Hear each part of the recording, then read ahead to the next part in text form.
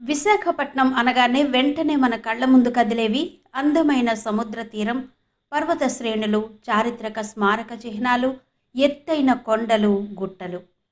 అయితే ఇవి మాత్రమే కాదు, దివ్యమైన దేవాలయ సంపదకు కూడా ప్రసిద్ధి చెందింది విశాఖపట్నం. విశాఖపట్నం సముద్ర తీర నగరం మాత్రమే కాదు, ఆధ్యాత్మికతకు కూడా ఒక ప్రధాన కేంద్రం.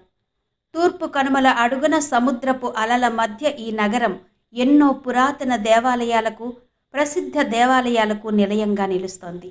అందులో భక్తుల విశ్వాసానికి ప్రతీకగా తిరుమలలోని శ్రీవారి కాంతి ప్రతిబింబంగా విశాఖపట్నంలో శ్రీ వెంకటేశ్వర స్వామి ఆలయాలు అనేకం వెలిసి ఉన్నాయి. మరి ఈ వీడియోలో విశాఖపట్నంలో ఉన్న 5 ప్రసిద్ధ వెంకటేశ్వర స్వామి ఆలయాల చరిత్ర, ప్రత్యేకతలు, ఉత్సవాల గురించి తెలుసుకుందాం. మీరు మాత్రం వీడియోని ఎక్కడ స్కిప్ చేయకుండా ఎండ్ వరకు చూడండి. తప్పకుండా లైక్ మాత్రం చేయండి. అలాగే మీ కమెంట్స్ కూడా నాకు తెలియజేయండి. మరి ఇక వీడియోలోకి వెళ్ళిపోదాం.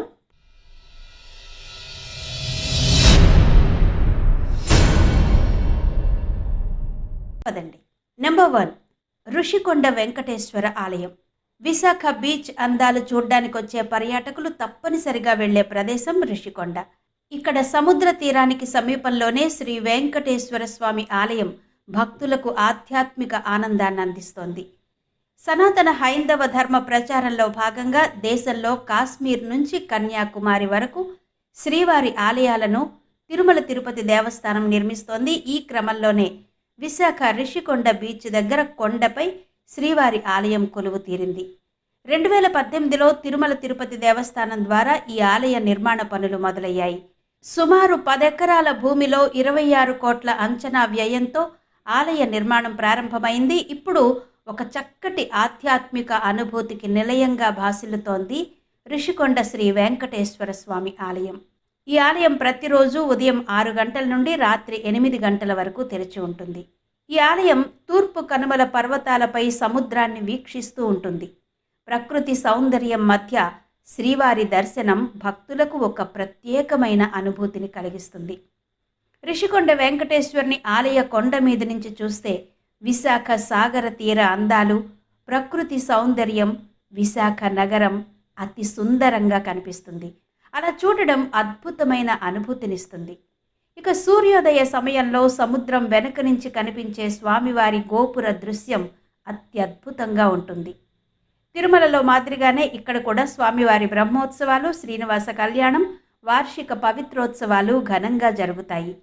ఆలయ నిర్మాణం తిరుమల వాస్తు శైలిని అనుసరించి ఉంటుంది.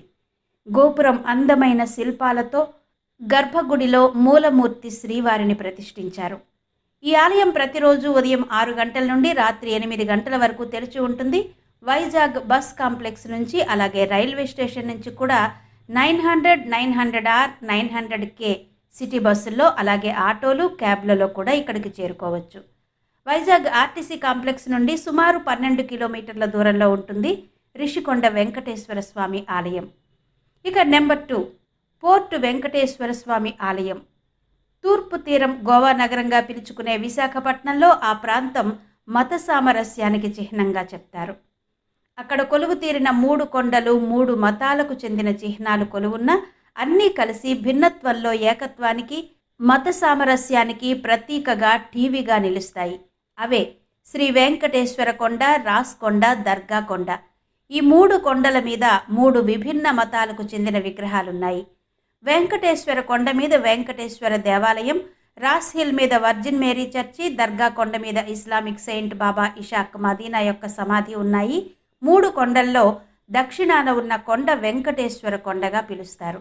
ఇది 1866లో ఒక యూరోపియన్ కెప్టెన్ బ్లాక్మూర్ చేత నిర్మించబడిందని చెప్తారు.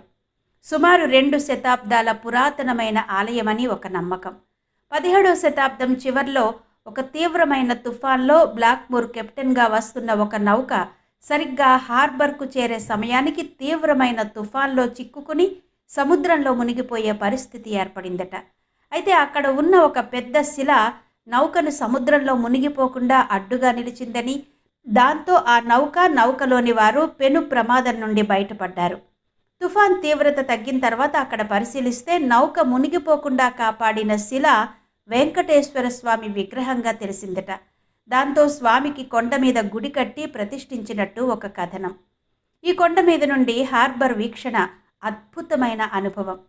ఆర్టీసీ కాంప్లెక్స్ నుండి 5 కిలోమీటర్ల దూరంలోని పోర్ట్ ఏరియాలో ఉన్నాయి ఈ 3 కొండలు. విశాఖ ఆర్టీసీ కాంప్లెక్స్ నుండి బస్సుల్లోనూ లేదంటే ఆటోల్లోనూ ఓల్డ్ పోస్ట్ ఆఫీస్ వరకు చేరుకుని అక్కడి నుండి కిలోమీటర్ దూరంలో ఉన్న ఈ 3 ఆలయాలకు చేరుకోవచ్చు. ఇక్కడ వ్రతాలు, శనివారాల పూజలు, అన్నదానాలు నిరంతరం జరుగుతాయి. ఆలయ ప్రాంగణంలో హనుమాన్ ఆలయం, నవగ్రహ వనం కూడా మనం చూడొచ్చు.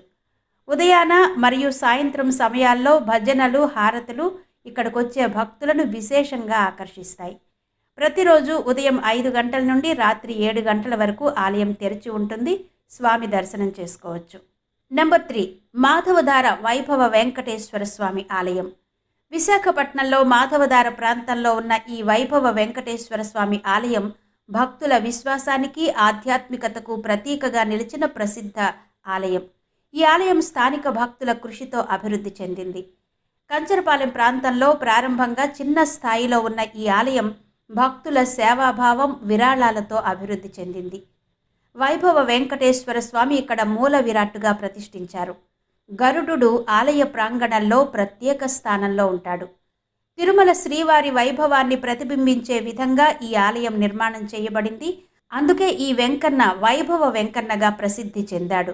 ఆలయంలో ప్రధాన దైవం శ్రీ వైభవ వెంకటేశ్వర స్వామి, అలాగే పద్మావతి అమ్మవారు, ఆండాళ్ళమ్మవారు, శ్రీ గరుడ ఆలయం ఇక్కడ మనం దర్శించుకోవచ్చు. ఇక్కడ జరిగే ఉత్సవాల విషయానికి వస్తే ప్రతి సంవత్సరం ఘనంగా బ్రహ్మోత్సవాలు జరుగుతాయి. అలాగే గరుడ సేవ, రథోత్సవం, పల్లకి సేవ వంటి కార్యక్రమాల్లో భక్తులు విస్తృతంగా పాల్గొంటారు. ఈ ఆలయంలో జరిగే వైభవోత్సవాలు అత్యంత ప్రతిష్టను సంపాదించుకున్నాయి. తిరుమల వైభవోత్సవాల మాదిరిగానే ఇక్కడ కూడా నిర్వహిస్తారు. ప్రతిరోజు సుప్రభాతం, అర్చన, సాయంకాల సేవలు జరుగుతాయి. ఆలయం సంప్రదాయ ద్రవిడ శిల్పకళా శైలిలో నిర్మించబడింది. గోపురం, ద్వారపాలకులు, విగ్రహాల అలంకరణలు భక్తిని పెంపొందించేలాగా కనువిందుగా ఉంటాయి. విశాలమైన ప్రాంగణంతో ప్రశాంతతకు మారుపేరుగా ఉంటుంది ఈ ఆలయం. ఈ ఆలయంలో స్వామిని దర్శించుకున్న వారికి ఆరోగ్యం, సంపద, విజయాలు కలుగుతాయని భక్తుల నమ్మకం. వివాహ సమస్యలు, వృత్తి సమస్యలు తొలగిపోతాయని స్థానికులు ప్రగాఢంగా నమ్ముతారు. ఆలయం భక్తుల సామూహిక ఆధ్యాత్మిక కేంద్రంగా ప్రతి శనివారం, ఆదివారం ప్రత్యేక రద్దీతో ఉంటుంది. నెంబర్ 4, పెందుర్తి వెంకటాద్రి వెంకటేశ్వర స్వామి ఆలయం. విశాఖపట్నంలోని పెందుర్తి ప్రాంతంలో గిరిశిఖరంపై ఉన్న ఈ వెంకటాద్రి వెంకటేశ్వర స్వామి ఆలయం అత్యంత పవిత్రమైన క్షేత్రంగా భక్తులచే పరిగణించబడుతుంది. ప్రకృతి సోయగాల మధ్య గిరి మీద వెలసిన ఈ ఆలయం ఉత్తరాంధ్ర తిరుమలగా కూడా ప్రసిద్ధి చెందింది. నిజంగానే తిరుమల కొండంత ఎత్తు లేకపోయినా చిన్న గుట్ట మీద వెలసిన ఈ ఆలయానికి వెళుతున్నప్పుడు, ఆలయ పరిసరాలు దర్శిస్తున్నప్పుడు తిరుమల ఆలయాన్ని దర్శిస్తున్న అనుభూతి కలుగుతుంది. అందుకే ఈ ఆలయానికి వెంకటాద్రి, ఉత్తరాంధ్ర తిరుమల అన్న ప్రసిద్ధి సార్థకమనిపిస్తుంది. తిరుమలలో ఉన్నట్టే ఇక్కడ కూడా పర్వతంపై ఆలయం నిర్మించబడింది. అందువల్ల దీనికి వెంకటాద్రి అనే పేరొచ్చింది. కొండ మీద ఆలయానికి వెళ్లే మార్గం పచ్చటి ప్రకృతితో అలరారుతుంది. స్వామివారి దర్శనం అనంతరం పర్వత శిఖరంపై నుండి విశాఖ నగర దృశ్యం అత్యద్భుతంగా కనువిందు చేస్తుంది. ఆలయం చుట్టూ పచ్చని కొండలు, వన్య సౌందర్యం భక్తులకు ఆకర్షణగా ఉంటుంది. ఇక ఇక్కడ జరిగే ఉత్సవాల విషయానికి వస్తే శ్రీవారి బ్రహ్మోత్సవాలు, గరుడ సేవ, పవిత్రోత్సవాలు అత్యంత ఘనంగా జరుగుతాయి. ఇక్కడి స్వామివారిని వెంకటాద్రివాసుడిగా ఆరాధిస్తారు. ప్రతి శనివారం, ఏకాదశి, ఉగాది, బ్రహ్మోత్సవాల సమయంలో విశేషమైన రద్దీ కనిపిస్తుంది. స్థానిక గ్రామాలు కలిసి ఆలయ పండుగలు నిర్వహించడం ఇక్కడి ప్రత్యేకత. విశాఖ ఆర్టీసీ కాంప్లెక్స్ నుండి సుమారు 18 కిలోమీటర్ల దూరంలో ఉంటుంది ఈ పెందుర్తి వెంకటాద్రి వెంకటేశ్వర స్వామి ఆలయం. నెంబర్ 5, కప్పరాడ శ్రీ భూవరాహ వెంకటేశ్వర స్వామి ఆలయం. విశాఖలో అత్యంత ప్రత్యేకమైన ఆలయాలలో ఒకటి కప్పరాడలో ఉన్న భూవరాహ వెంకటేశ్వర స్వామి ఆలయం. ఇక్కడ భక్తులు భూవరాహ స్వామి మరియు వెంకటేశ్వర స్వామిని ఒకే చోట దర్శించుకోవచ్చు. పురాణాల్లో చెప్పబడిన భూవరాహ స్వామి అవతారం గుర్తుకు తెచ్చే ఈ ఆలయం విశాఖలో ఒకే ఒక్కటి అని చెప్తారు. స్వామివారు భూవరాహ రూపంలో, శ్రీనివాస రూపంలో కూడా భక్తులకు దర్శనమిస్తారు. ఇక్కడ ఉత్సవాల విషయానికి వస్తే వరాహ జయంతి, శ్రీవారి కళ్యాణం, రథోత్సవం అత్యంత వైభవంగా జరుగుతాయి. ఇవి విశాఖపట్నంలో ఉన్న 5 ప్రసిద్ధ వెంకటేశ్వర స్వామి ఆలయాలు. ఇంకా విశాఖలో ప్రసిద్ధి చెందిన వెంకటేశ్వర స్వామి ఆలయాలు చాలానే ఉన్నాయి. వాటి గురించి మరో వీడియోలో తెలుసుకుందాం. అంతవరకు సెలవు. నమస్తే.